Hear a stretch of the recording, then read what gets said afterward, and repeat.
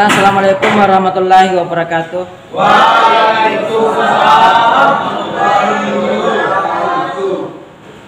Hari ini kita masuk pada pertemuan yang kedua pada mata kuliah keadvokatan ya.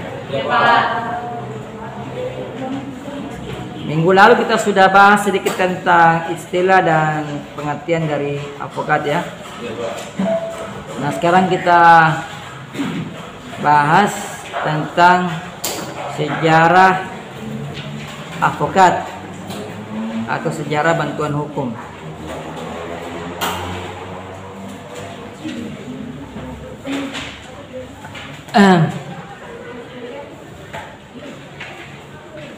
Sebelum saya mulai, saya mau tes dulu beberapa materi yang kita sampaikan minggu lalu. Ada nggak yang hinggap di benak kalian atau tidak ada sama sekali? Yang bisa jawab silakan ya, angkat tangan.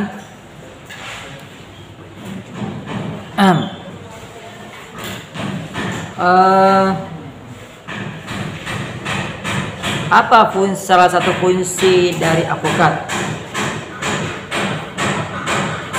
Apa salah satu fungsi dari seorang advokat? Apa salah satu fungsinya di pengadilan? Silakan. Iya. Jadi membantu hakim untuk menemukan atau mendapat kebenaran materi. Kebenaran material ya. Jadi membantu hakim untuk menemukan kebenaran material. Saya sudah kasih tugas dah belum ya? Oke, sebelum saya lupa, kalau begitu saya kasih tugas. Habis ini saya kasih tugas buat kalian. Tugasnya adalah menjawab soal dari saya, yaitu apa yang dimaksud dengan kebenaran material. Tugasnya itu satu saja. Siapa tahu ini nanti keluar di soal ujian ya, jadi dipelajari ya. Pernah kan saya jelaskan minggu lalu? Nah, supaya tugas yang kalian itu terdeteksi bahwa kalian menjawab, maka jawabannya kalian tulis di kolom komentar.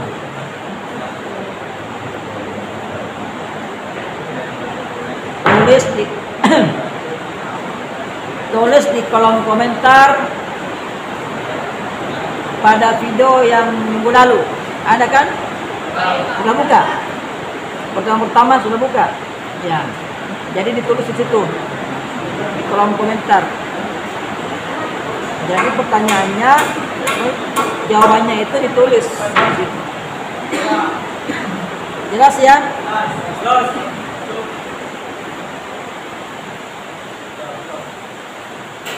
Oke, kita masuk. Jadi hari ini saya akan membahas sedikit sejarah singkat tentang lahirnya advokat atau bantuan hukum. Yang mau bertanya silakan angkat tangan. Ya. Saya bolehkan memotong, silakan. Langsung angkat tangan.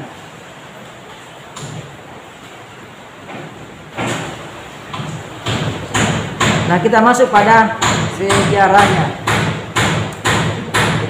Jadi istilah advokat itu anak-anakku sekalian yang ganteng-ganteng, yang cantik-cantik, manis-manis. Advokat itu sudah ada sejak zaman Romawi. Jadi advokat ini sudah ada sejak zaman Romawi itu. Waktu itu advokat itu diberi nama officium nobile. Officium nobile, bukan nobile. Ya, salah tulis ya. Officium nobile. Ya? Iya, nobile bukan bile. Nah, tulis ucapannya aja officium nobile. Artinya profesi mulia atau profesi yang terhormat. Profesi mulia atau profesi terhormat atau profesi kehormatan juga boleh. Jadi advokat di zaman Romawi itu suatu jabatan yang dikenal dengan officium nobile. Jadi profesi yang atau kedudukan yang terhormat. Mengapa dia dikatakan officium nobile? Ya, karena seorang advokat itu hanya mengabdikan. Tahu abdi toh? Mengabdikan. Asal kata abdi. Hanya mengabdikan dirinya pada kepentingan masyarakat. Jadi dia mengabdikan dirinya atau menghambakan dirinya kepada kepentingan masyarakat. Bukan pada dirinya sendiri.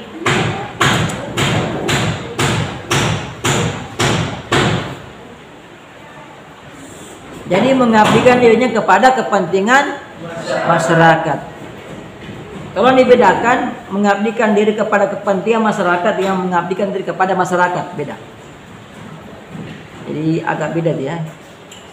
Mengabdikan dirinya kepada kepentingan masyarakat, jadi kepentingan masyarakat, bukan kepada masyarakat, kepentingan masyarakat. Dan sekaligus dia menegakkan hak asasi manusia. Jadi dari dulu itu ya penegakan HAM sudah ada, dilakukan oleh jabatan officium nobile zaman Romawi.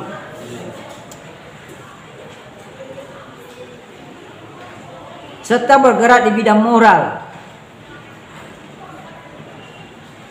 Jadi bergerak di bidang moral, khususnya menolong orang tentu menyelesaikan persoalan-persoalan setiap orang tanpa imbalan. Tanpa ini. Nah, tanpa imbalan, tidak minta honor, ya. Ikhlasnya.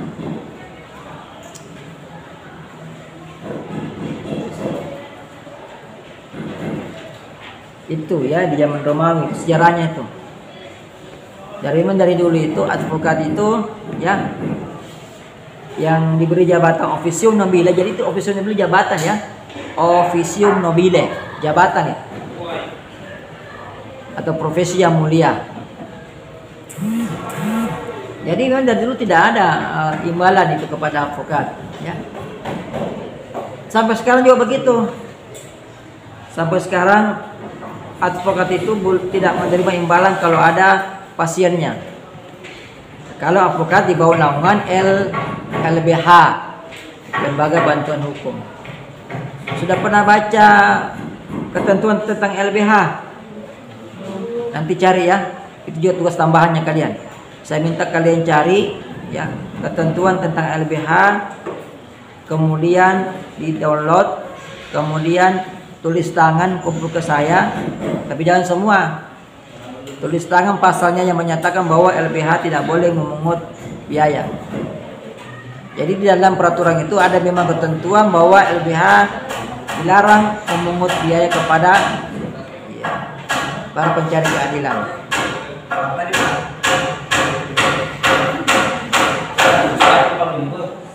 Jadi cari ketentuan tentang LBH ya.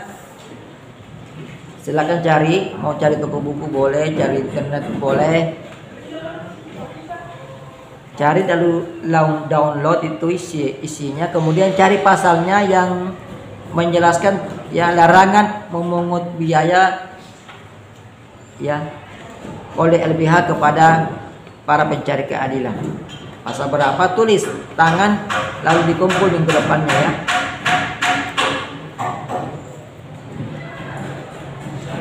Jadi iya, pengabdian advokat itu yang dalam bentuk tidak boleh memungut biaya kepada para pencari keadilan ya.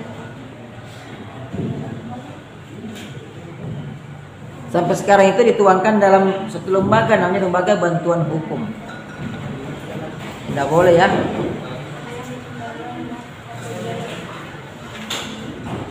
Sampai sekarang.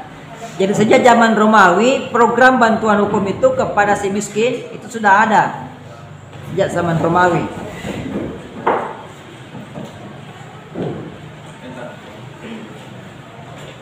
Jadi bukan hal yang baru.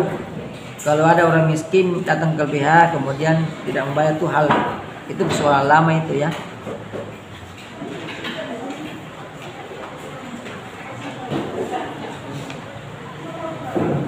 Nah di zaman Romawi, ini sejarahnya lagi masih sejarah. Di zaman Romawi, pemberian bantuan hukum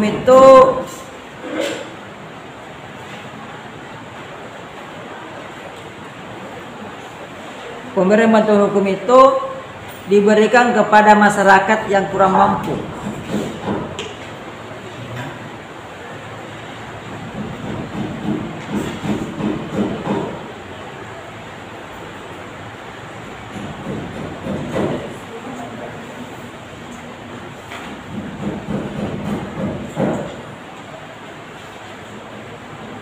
Nah, kalau di zaman Romawi itu masih dipelopori oleh agama. Jadi membantu si miskin tanpa pamrih, ya itu dipelopori oleh semangat atau motivasi agama untuk mencari pahala.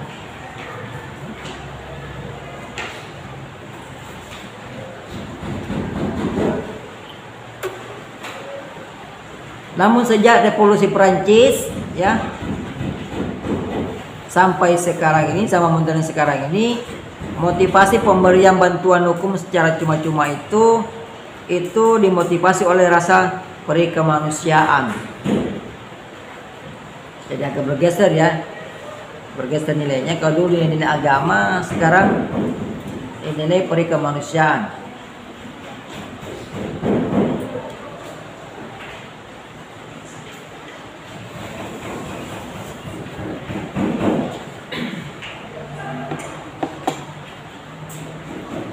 Kemudian pada tahun 1892 di kota Amsterdam, tahu Amsterdam? Di mana tuh Amsterdam? Negara Belanda. Saya kira kamu bilang negara Popalia. Belanda ya. Jadi tahun 1892 di Amsterdam itu dibentuk Biro Bantuan Hukum ya dari organisasi Tony B. Ini nama organisasinya Tony B. Nah, biro ini dibentuk di kota Leiden dan Den Haag. Jadi perluas di Leiden dan Den Haag, Belanda juga itu ya. Biro ini memberikan atau bergerak di bidang pemberian konsultasi hukum. Jadi jasanya dia bergerak di bidang jasa hukum, dalam lebih kecilnya lagi memberikan konsultasi hukum dengan biaya yang sangat rendah. Jadinya sedikit. Kalau zaman Romawi itu butuh gratis. Di tahun 1892 dibentuklah Biro Bantuan Hukum ya di Amsterdam ya, yang bergerak di bidang jasa konsultasi hukum tapi dengan biaya yang sangat rendah. Kemudian pada tahun 1905 di Jerman dibentuk pula Biro Konsultasi Hukum yang pertama.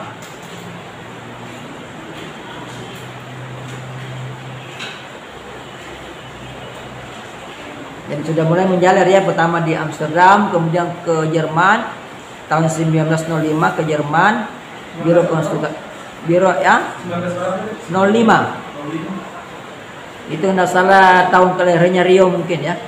Roy lahir tahun berapa? 2001, Pak. Oh, 2001. Saya kira lahir tahun 1905. Kemudian di Amerika Serikat dibentuk pula organisasi bantuan hukum swasta pada tahun 1876.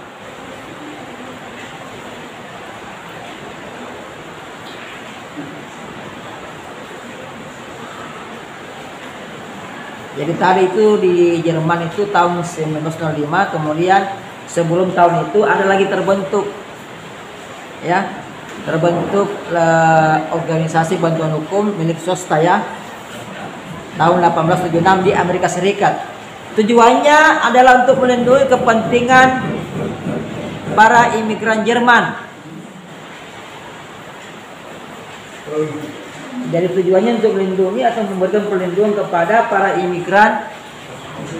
Ya. Jerman, tahu imigran? Imigran apa? Iya. Orang Jerman, orang ya pindah ke Amerika, jadi perpindahan ya.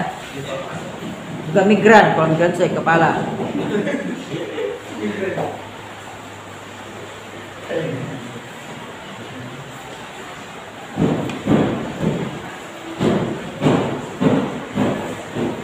Ada pertanyaan?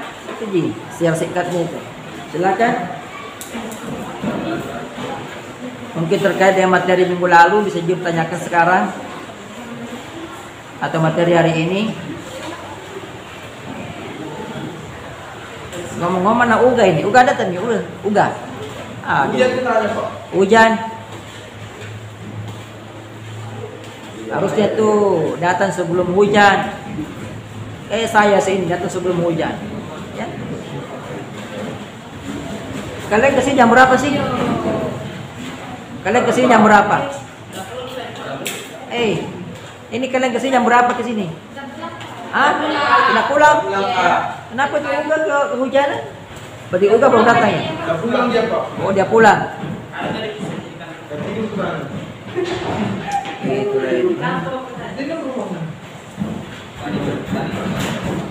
Jadi intinya bahwa sejak zaman Romawi hingga zaman sekarang itu lembaga-lembaga bantuan hukum itu sudah ada, ya? Dan pelayanan hukumnya itu bersifat cuma-cuma. Sampai sekarang masih bersifat cuma-cuma. Jadi kalau Anda nanti lulus kuliah mau jadi advokat, ya kalau mau dapat duit jangan bikin LBH, karena LBH itu cuma-cuma, tidak boleh pungut biaya. Ya kalau baru-baru jadi advokat biasanya memang bergabung di LBH karena gratis toh. Ya. Hanya di LBH lah kita bisa dapat kasus banyak kalau masih baru-baru. Kalau sekarang rata-rata begitu, advokat baru itu rata-rata bergabung di LBH dulu, tidak minta dulu honor. Nanti sering-sering menangani, sering menang, baru dikenal orang, baru dia minta honor, dia keluar dari LBH. Atau kan dia menjalankan dua, ada LBH-nya satu, ada juga pribadinya satu. Jadi dua kantor, satu kantor LBH, satu kantor pribadi. Kalau orang kaya yang datang pakai kantor pribadi, kalau yang datang orang miskin, orang kismin, ya, orang kere pakai LBH-nya. Jadi menggunakan subsidi silang, ya. Yang datang orang kaya, orang bermobil kita kasih kena banyak tarifnya, tinggi-tinggi. Kalau yang datang orang jalan kaki pakai sandal jepit warna kuning, putus sebelah, sudah hampir habis, kasih gratis. Jadi subsidi silang. Ada pertanyaan? Nggak ada yang mau tanya, kenapa demikian Pak? Nggak tanya begitu? Kok begitu Pak? Pak. Ya silakan. Pertanyaan saya Pak, bagaimana Pak seorang klien meminta bantuan Klien. Ya klien. Kalau mau ke bahasa Inggris klien. Bagaimana seorang klien meminta bantuan kepada advokat, tetapi advokat ini tidak menerima bantuan tersebut dengan alasan tidak ada uang. Pertanyaannya Pak, kira-kira bisa tidak seorang advokat tadi ini dipecat dari badan yang dia antar Pak? Oh dipecat. Ya Pak, karena kan advokat kan artinya tidak bisa olah ada uang tidaknya, harus membantu Pak. Gitu. Di mana dulu kerja lebih atau kantor pribadi? Advokat. Ya dia kerja di mana dulu, kantor pribadinya atau lebih hanya? Kantor pribadinya. Oh kantor pribadinya. Jadi itu advokat itu tidak dapat dipecat sebenarnya. Ya. Jadi hubungan yang terjadi antara advokat dan klien itu adalah hubungan keperdataan. Begitu. Hanya memang ada larangan dalam etika profesi advokat bahwa advokat tidak boleh menolak perkara. Ya, tidak boleh. Kecuali bertentangan hati nuraninya baru boleh. Misalnya ada avokat juga yang tidak mau terima perkara narkoba, tidak mau kalau bertentangan dengan nuraninya, atau tidak mau menerima perkara pemerkosaan, bertentangan dengan nuraninya. Tapi kalau masalah tadi, ya, tidak mau menerima perkara dengan alasan bahwa kliennya tidak punya uang, itu hanya melanggar etika saja. Ya. Tapi bukan berarti bisa dipecat, tidak. Karena itu haknya advokat untuk meminta atau tidak meminta. Di situ ada hubungan keperdataan karena advokat, seorang advokat sebenarnya itu ada penjual jasa. Dan Pak, hanya melarang artinya yang melanggar etika advokat. Berarti hanya melanggar etika, Pak. Ya, Etika kode etik. kode etik ya. Jadi kira-kira pada dalam kode etik tapi apa-apa saja Pak yang bisa menjadi untuk seorang advokat tadi. Nanti kita akan di mata kuliah etika profesi hukum. Nanti kalian punya materi nanti kuliah tersendiri etika profesi hukum. Itu tadi salah satunya. Ya, advokat tidak boleh. Jadi dalam menetapkan tarif, seorang advokat diminta untuk menyesuaikan kondisi. Jadi kalau orang kaya silakan minta tarif banyak-banyak. Kalau orang miskin silakan minta sedikit atau boleh dibebaskan. Tapi tidak ada kewajiban untuk membebaskannya dari pembayaran selama dia menggunakan kantor pribadi, kecuali LBH. Kalau berada di bawah nama LBH maka seorang advokat tidak boleh meminta. Ada memang larangan jalan ketentuan LBH itu. Gitu ya. Jadi kalau nanti jadi advokat mau menjadikan advokat sebagai pekerjaan satu-satunya, silakan buat kantor. Dan kantor advokat itu tidak harus di tempat yang ramai. Rumah juga boleh. Boleh memasang papan nama, boleh tidak. Kayak di rumah saya itu tidak ada papan namanya. Saya tidak kasih nama kantor advokat Dr. Ari Tulung, tidak ada. Bebas kita. Tapi bisa jadikan alamat rumah sebagai alamat kantor. Jadi kantornya tidak harus ya ditempatkan ramai dalam kota, tidak harus. Boleh rumah menjadi kantor. Itulah enaknya advokat. Jadi saya paham dari Roy ini mempertanyakan apakah kewajiban seorang advokat untuk menerima klien yang tidak punya duit. Bukan kewajiban. Karena hubungan antara advokat dengan kliennya adalah hubungan keperdataan. Di situ adalah hak dan kewajiban kalau terikat kontrak. Jadi bisa negosiasi. Hanya kalau saya sendiri dari Peradi, kita diwanti-wanti, dinasehati, jangan meminta terlalu tinggi kepada klien atau melihatlah situasi klien. Makanya kadang kalau butuh advokat, saya sarankan datang ke rumah advokatnya itu jangan dengan bawa mobil. Ya, pakai saya sendal jepit yang warna kuning itu, yang banyak lumpurnya tak. Kalau perlu pakai sendal yang beda sebelah. Yang satu mau habis, yang satu mau putus. Biar advokat bisa menilai, oh kasihan ini orang ya, dia tidak mampu. Kalau saya pribadi, ya, kalau naik mobil pasti manusiawi dong kita. Masa orang naik mobil kita minta sedikit, ya kapan lagi? Kalau saya pribadi, saya sudah sering menangani perkara gratis. Ya, jadi kesana kesini bolak-balik masuk pengadilan kayak kantor sendiri, tapi saya tidak minta uang, tidak, gratis. Apalagi kalau pidana, ya, gratis. Ya, kalau tidak minta dikasih, alhamdulillah. Jadi tidaklah kewajiban untuk memungut bayaran ataupun tidak meminta bayaran, ya. Kembali kepada urusan keperdataan masing-masing. Jadi terikat oleh kontrak itu. Itu surat kuasa, surat kontrak. Surat kuasa kontrak. Kemudian ada lagi kalau saya tuh buat lagi kontrak itu sendiri, kontrak namanya kontrak jasa. Kontrak jasa advokat. Di situ kan dijelaskan apa pembayarannya, berapa bayarnya, bagaimana cara pembayarannya, dicicil atau tunai. Jadi semua elastis ya, tidak kaku. Anda ingin Roy pertanyaannya? Silakan. Bagaimana cara membuat surat kuasa? Membuat surat kuasa. Kalau mau tahu cara membuat surat kuasa, ikuti perkuliahan ini sampai selesai. Insya Allah di akhir kuliah saya kasih ya cara membuat surat kuasa.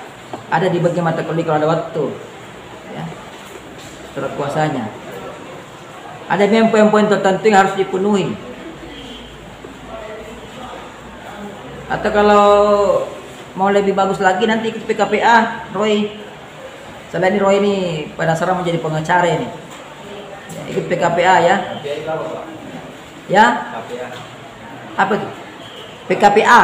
Apa, Pak? Profesi khusus pendidikan advokat.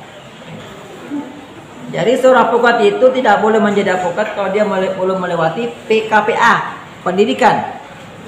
PKPA itu dari singkatan pendidikan khusus profesi advokat. Jadi pendidikan. Jadi dididik dulu.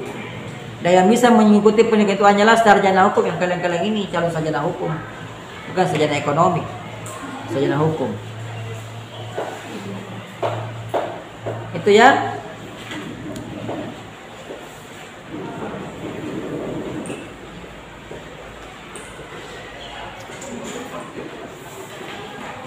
Nah, istilah lembaga hukum ini di Indonesia itu merupakan hal yang baru sebenarnya. Ya, di Indonesia ya. Ya. Dulu di sistem hukum tradisional, artinya sebelum berlaku sebelum kita dijajah oleh Belanda, kita kan masih menggunakan hukum tradisional, ya, hukum adat, ya. Itu belum ada istilah lembaga bantuan hukum.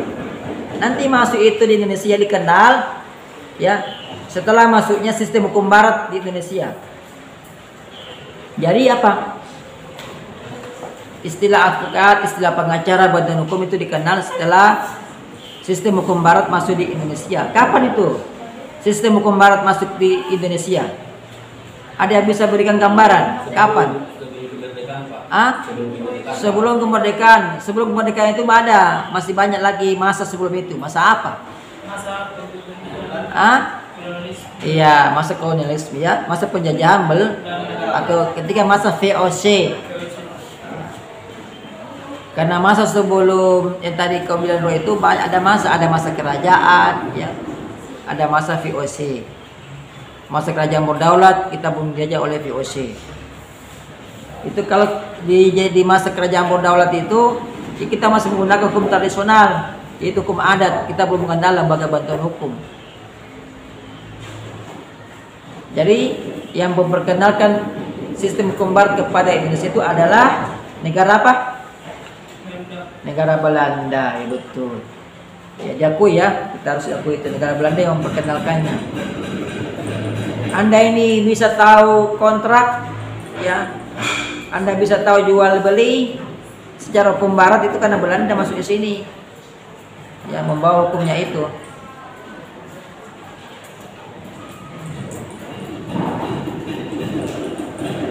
Ada pertanyaan? Enaknya mungkin diskusi aja ya. Silakan bertanya-bertanya.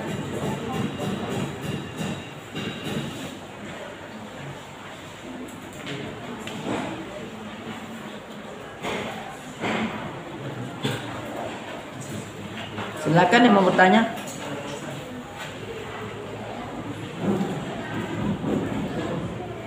Oke, kita lanjut. Jadi secara formal ya, lembaga bantuan hukum itu masuk ke Indonesia itu sejak masuknya penjajahan Belanda. Ada semua tanya ini, kalau begini harus kita berterima kasih kepada Belanda karena Belanda memperkenalkan kita lembaga bantuan hukum. Ya. Haruskah kita berterima kasih karena kita dijajah oleh Belanda? Ayo, bagaimana pendapat kalian? Haruskah? Ya. Sebab itu ada yang bilang ya harus, Pak. Kalau saya jawabnya tidak. Karena sebenarnya walaupun Belanda tidak menjajah kita, ya, dengan perkembangan zaman yang begini pesat, teknologi yang begitu maju, kita pasti akan bersinggungan dengan hukum barat. Kita akan mengenal sendiri hukum barat. Jepang itu tidak pernah dijajah. Ya toh? Adakah negara yang pernah jajah Jepang? Tidak ada. Tapi Jepang menggunakan hukum barat. Jadi untuk menggunakan hukum barat tidak perlu dijajah.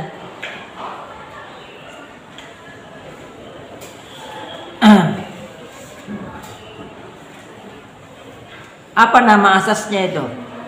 Kalian semester 3 ini di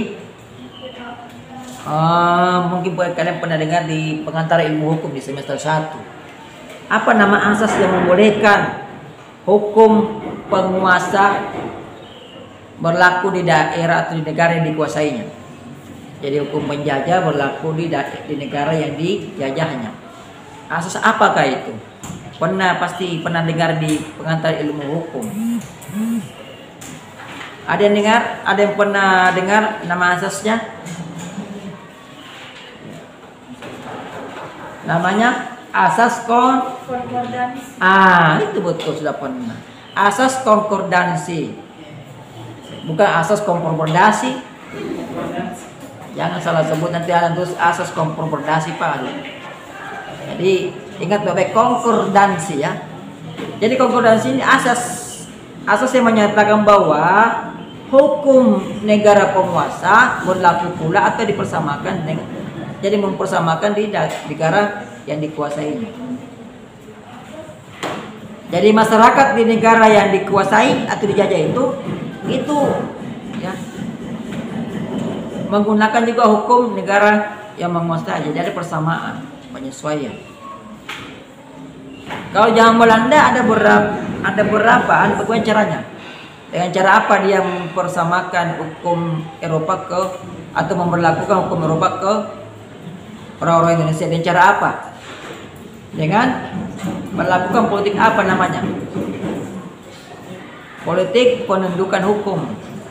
Jadi di zaman Belanda istilahnya penundukan hukum. Penundukan hukum bisa dilakukan secara sukarela, bisa dilakukan secara diam-diam. Ya.